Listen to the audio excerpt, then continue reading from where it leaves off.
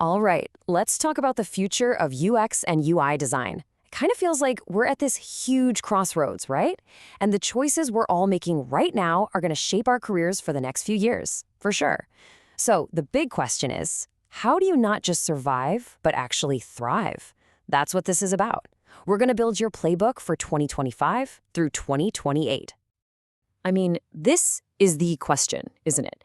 It's the one thing that's probably been on your mind, the thing that comes up in every team meeting, that sort of elephant in the room. Is AI a tool that's going to make us better, or is it a threat to our jobs? Let's just dive right in and tackle that. Because look, here's the deal. The ground is definitely shifting under our feet. There's just no denying it. But you know what? That's not necessarily a bad thing. In fact, if you have the right playbook, the right skills, this could be a massive opportunity. And that's exactly what we're here to do, build that winning playbook together. Okay, so first up, the UX reckoning.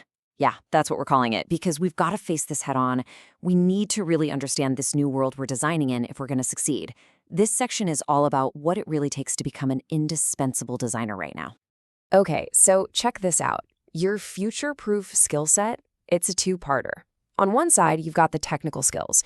And honestly, mastering Figma, Framer, maybe even some no-code tools, that's just table stakes now. It's the price of admission to the game. But look at that other column, the human skills. That's where you build your fortress. That's your competitive advantage. Things like communication, real empathy, strategic thinking. AI can't touch that stuff. And if you need proof, just look at this number, 73%. Think about that. Almost 3/4 of recruiters rank communication as a top skill. It's a huge deal. It proves it's not just about pushing pixels around and making things look pretty. It's about being able to explain why you made those choices. It's about selling the strategy. So you might be thinking, okay, great, human skills, but how do I actually get better at them? Well, the good news is this isn't some abstract theoretical thing. You can do real practical stuff. Like seriously, try spending a day just imagining you are one of your user personas. What's their day like?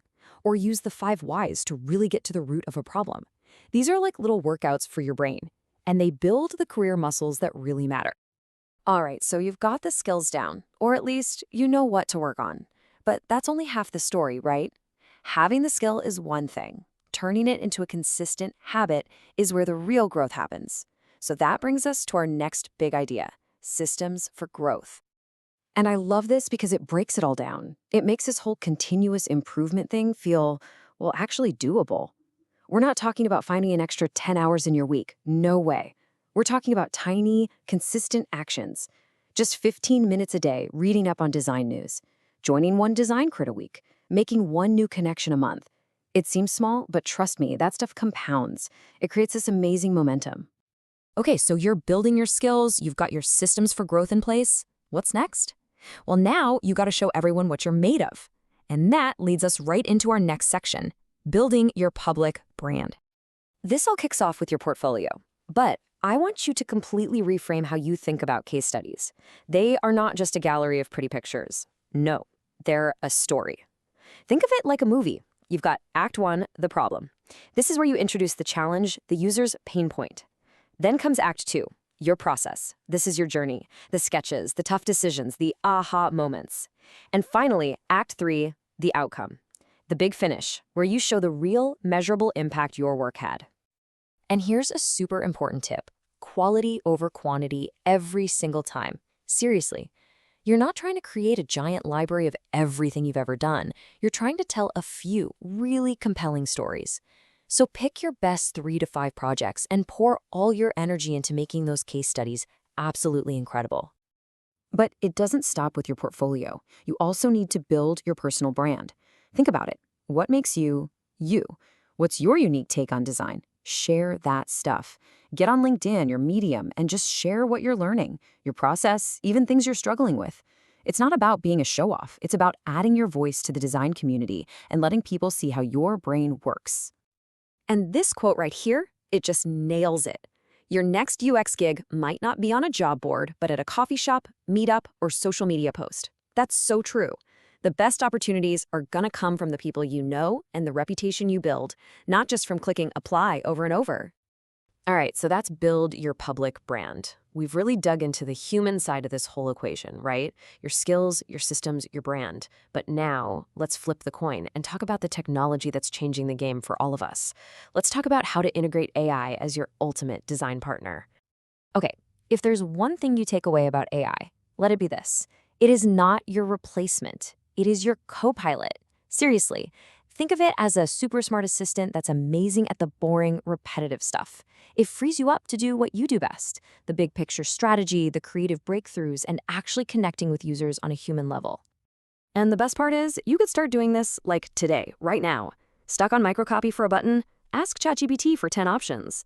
Need a quick layout to get started? Let Framer AI take a crack at it. Drowning in user interview notes? Have Dovetails summarize them for you. You see? These tools are accelerators. They speed up your workflow, but they don't do the thinking for you. But, and this is a huge but, you have to remember this one crucial rule. AI output is always, always just a first draft. It's a starting point. These tools can make stuff up, they call it hallucinating, and they have no real taste or judgment. Your brain, your expertise, your critical eye, that is the final essential step. You are the editor-in-chief. So let's bring it all together. This wave of automation, it doesn't make you less valuable. Not at all. It actually raises the bar. It changes the definition of what valuable means. As the simple stuff gets automated away, the demand for what's left, the deep creative thinking, the strategic vision, that true human empathy, it's going to skyrocket. And that, right there, is your sweet spot. That's how you win.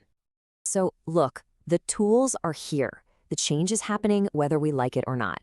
The only real question left is the one we have to ask ourselves, the one right here. In a world of automation, what is your uniquely human contribution? What's the thing that only you can bring to the table? Something to think about.